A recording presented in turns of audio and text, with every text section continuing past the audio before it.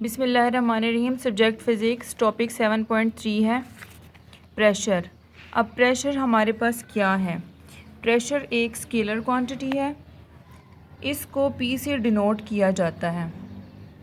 अगर कोई object 1 metre square के एरिया पर जितनी फोर्स लगा रही हो तो हम कहेंगे कि वो बॉडी प्रेशर लगा रही है। अगर हम लोग यहाँ पे देखते हैं, प्रेशर P से डिनोट किया है, which is equal to force per unit area, यानी जितनी बॉडी फोर्स लगा रही है पर यूनिट एरिया पे। अब एरिया का यूनिट क्या होता है? Metre square. 1 मीटर स्क्वायर के ऊपर जितनी न्यूटन फोर्स लगा रही होती है उसको हम क्या बोलते हैं? प्रेशर बोलते हैं। अगर फोर्स है यहाँ पे, उसका यूनिट क्या है? न्यूटन। एरिया का यूनिट क्या है? मीटर। तो जब इस मीटर को ऊपर करते हैं तो ये बन जाता है न्यूटन मीटर स्क्वायर। ये किसके यूनिट है? ये प्रेशर की यूनिट है। जब एक पिन को क्लिप बोर्ड में प्रेस किया जाता है अपनी थंब से फोर्स लगाते हुए, तो इस बोर्ड में वो पिन धंस जाती है। अगर कोई दूसरी पिन लें जिसके आगे वाला हिस्सा मोटा हो, अगर यहाँ पे हमने लिया, जो कॉमन पिन आप लोगों को नज़र आती है उसके आगे वाला हिस्सा बारीक होता है, जब उसको क्लिप बोर्ड में अंदर करते हैं तो वो आसानी से अंदर चला जाता है। अगर इस एरिया को देखें तो यहाँ पर एरिया ज़्यादा है, यहाँ पर हम जितनी भी फोर्स लगाएंगे वो इस क्लिप बोर्ड के अंदर धंसेगा नहीं। क्यों? क्योंकि यहाँ पर एरिया इसका बड़ा है, आगे वाला हिस्सा इसका मोटा है। ये स्मॉल एरिया वाला है और ये बड़े एरिया वाला है। अगर फोर्स देखें तो दोनों के ऊपर हमने 50 न्यूटन ही लगाई है, लेकिन एक आसानी से अंदर चला गया जबकि दूसरे को जाने में टाइम लगेगा। तो अब यहाँ पे क्या समझ आती है कि मीटर स्क्वायर यानी बहुत ही स्मॉल एरिया होगा तो उसके ऊपर प्रेशर ज़्यादा एग्जर्ट होगा, जितना ज़्यादा एरिया होगा उसके ऊपर प्रेशर कम एग्जर्ट होगा। मतलब क्या हुआ कि एरिया कम होने पर ज़्यादा फोर्स लग रही है और वो असरअंदाज भी हो रही है। इसकी निस्बत अगर बड़ा एरिया है तो हम फोर्स तो सेम लगा रहे हैं, लेकिन पर यूनिट एरिया के हिसाब से फोर्स लग रही है और वो इसके हर पार्ट के ऊपर डिवाइड हो रही है।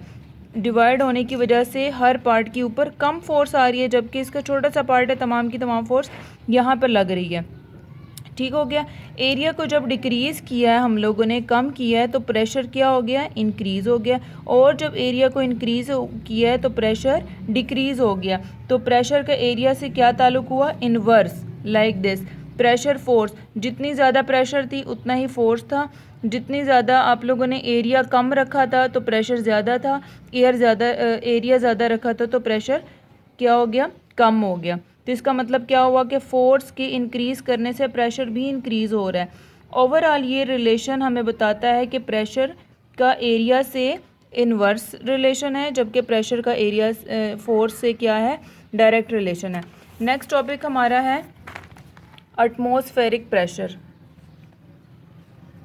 एटमॉस्फेरिक प्रेशर, यहाँ पे एटमॉस्फेरिक प्रेशर की कुछ एग्जांपल्स मैंने लिया है। सबसे पहले इसको देखते हैं कि एटमॉस्फेरिक प्रेशर क्या है।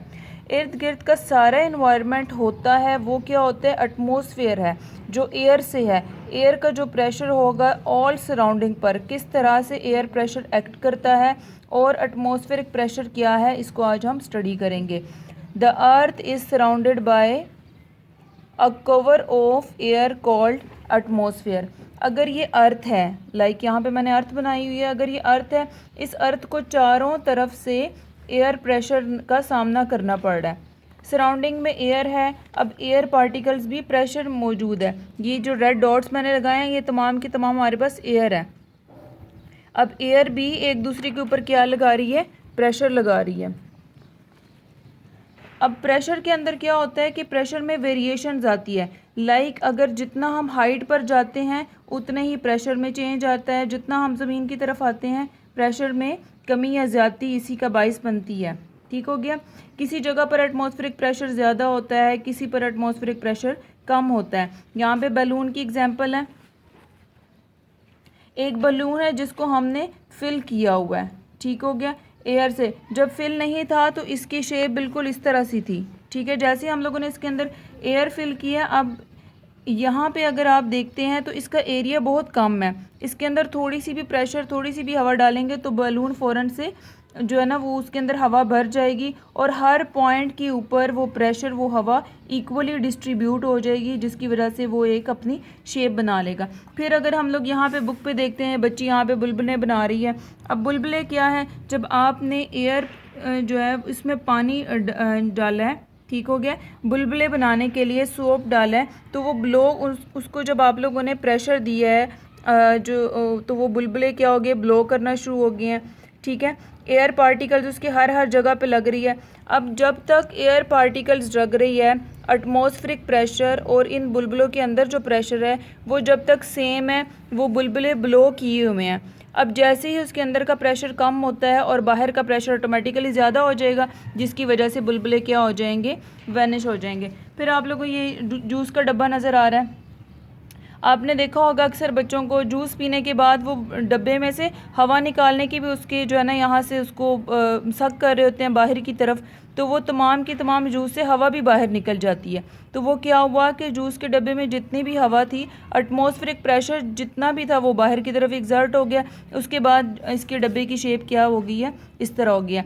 अब एटमॉस्फेरिक प्रेशर जो है वो हर बॉडी पे हर तरफ से एक्ट कर रहा होता है। लाइक यहाँ पे ये मैन है, ऐसे नहीं है कि जस्ट इसके हेड के ऊपर जो है वो प्रेशर एग्जर्ट हो रही है लाइक दिस। ठीक है, इसके चारों तरफ से प्रेशर एग्जर्ट हो रही है। तो मतलब क्या हुआ, एटमॉस्फेरिक प्रेशर हमारे हर तरफ मौजूद है। अब ये आपकी डायरी है, प्रेशर और एटमॉस्फेरिक प्रेशर।